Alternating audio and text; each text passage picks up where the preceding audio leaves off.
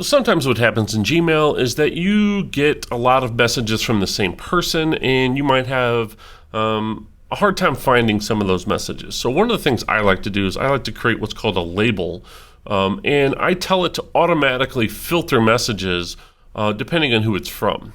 So the easiest way, in my opinion, to set this up is to simply open up Gmail, and I'm going to search for a person. So I get a lot of messages from Lisa Roth, and so I'm going to search for Lisa, and it's going to pull up all the messages that match. Now, it may be a message from her, it may be a message where it was sent to both of us, and so all I have to do is simply check on the box next to one of these messages, for example, this one right here, and then up here at the top, there is 3 dots where it says More.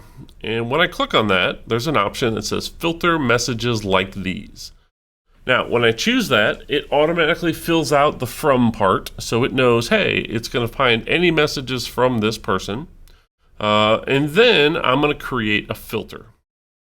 Now, once I create a filter, it gives me a few options in this menu that I need to pay attention to. Number 1, I can control whether I want it to skip my inbox, so it wouldn't show up in my inbox. It would only show up as a label over here. That's up to you. If it's a message that you probably need to make sure you're reading and you don't accidentally miss, I would definitely probably tell it not to skip the inbox. You could also choose to mark a message as read, but the important part here is we want to apply a label. Now, probably haven't made a label before, or maybe some old labels exist in there, but there's an option under here to create a new label. And so I'm going to call one, and I'll just say Lisa. Now, once I type in my label, I hit create. It will generate that label. And then down here at the bottom, I get a few other options I can control.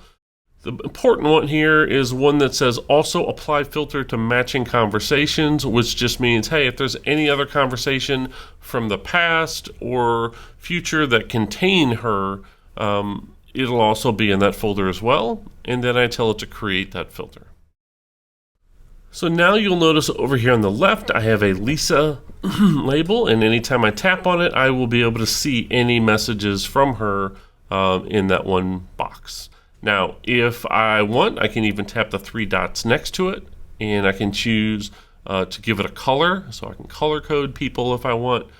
So maybe I'm going to give her this pink color, and now she has that label applied directly to her. Now, let's say I wanted to make a similar label for the Holman folder. I would simply go into my email again, and I can search for Holman.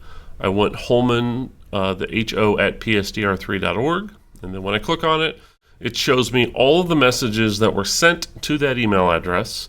And I'll know that they're messages because they have this little HO in brackets at the front. And so if I wanted to create a label for these, I could simply click on one or a few different ones if I want to choose those messages that were sent to that group.